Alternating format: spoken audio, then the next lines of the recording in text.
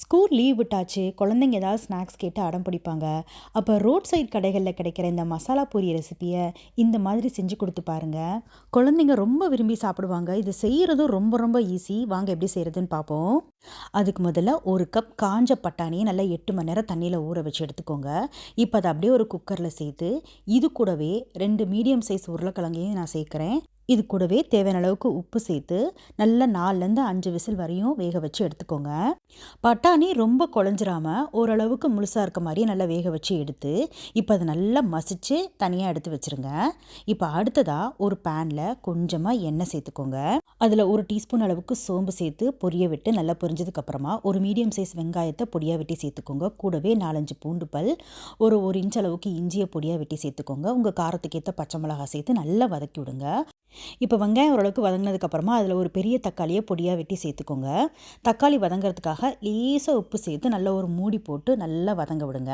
வதங்கினதுக்கப்புறமா அதில் 1/2 கட்டு அளவுக்கு மல்லி, 1/2 கட்டு புதினா சேர்த்து நல்லா எல்லா இலைகளும் சுருங்குற அளவுக்கு நல்லா வேக வச்சு எடுத்துக்கோங்க. நல்லா எல்லாம் வதங்கினதுக்கப்புறமா அது அப்படியே நல்லா ஆற வச்சுருங்க. இப்போ ஒரு பேனில் நல்லா 50 கிராம் அளவுக்கு புளியை சுடுதண்ணியில் ஊற வச்சு அதை நல்லா கரைச்சி இப்படி வடிகட்டி சேர்த்துக்கோங்க. மேற்கொண்டு இதை நல்லா தண்ணி ஊற்றி நல்லா வடித்து சேர்த்துக்கோங்க. இப்போ இதிலேயே 1/2 டீஸ்பூன் அளவுக்கு மிளகாய்த்தூள், ஒரு 1/2 டீஸ்பூன் அளவுக்கு சீரகத்தூள் சேர்த்து நல்லா கொஞ்சம் கொதிக்க விடுங்க. நல்லா கொதி வந்ததுக்கப்புறமா அதில் 2 டேபிள் ஸ்பூன் அளவுக்கு நாட்டு சர்க்கரை சேர்க்குறேன். அதையும் நல்லா கரைச்சி எடுத்துக்கோங்க.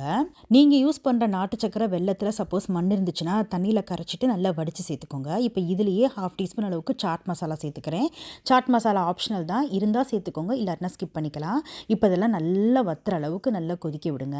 சப்போஸ் சாட் மசாலா சேர்க்கலைன்னா நீங்கள் கண்டிப்பாக அதில் உப்பு கொஞ்சமாக சேர்த்துக்கோங்க. நல்லா வற்றி கொஞ்சம் நல்லா கெட்டியானதுக்கப்புறமா அதை எடுத்து ஒரு பவுலில் சேர்த்துக்கோங்க. இப்போ அதை அப்படியே நல்லா அந்த பவுல்லே ஆறட்டும். இதை நல்லா நீங்கள் ஸ்டோர் பண்ணி 15 நாள் வரையும் யூஸ் பண்ணலாம், கெட்டு போகாது. டேஸ்ட்டும் சூப்பராக இருக்கும். இப்போ நம்ம மசாலா வதக்கி வச்சுருந்தோம் பார்த்தீங்களா, அது நல்லா ஆறுனதுக்கப்புறமா அதை எடுத்து ஒரு மிக்ஸி ஜாரில் சேர்த்துக்கோங்க. இப்போ இது கூடவே 1/2 டீஸ்பூன் கரம் மசாலா, 1/2 டீஸ்பூன் ஜீரகத்தூள் சேர்த்து நல்லா அரைச்சி எடுத்துக்கோங்க. இந்த மாதிரி பேஸ்ட்டாக அரைச்சி எடுத்துக்கோங்க. அடுத்ததாக ஒரு கடாயில் நம்ம வேக வச்சு வச்சுருந்த பட்டாணி உருளைக்கிழங்கை சேர்த்து நம்ம அரைச்ச மசாலாவையும் சேர்த்துக்கோங்க. இது கூடவே 1/4 டீஸ்பூன் மஞ்சள் தூள், கொஞ்சமாக உப்பு சேர்த்து நல்லா கொதிக்க விடுங்க. நம்ம உப்பு ஏற்கனவே பட்டாணி வேகிறப்ப சேர்த்துருக்கோம், அதனால பார்த்து சேர்த்துக்கோங்க. இப்போ நல்லா ஒரு மூடி போட்டு கொதிக்க விடுங்க. நல்லா ஒரு 2 கொதி வந்ததுக்கப்புறமா இதை அப்படியே இறக்கி வச்சுருங்க. பட்டாணி மசாலா ரெடி ஆயிடுச்சு.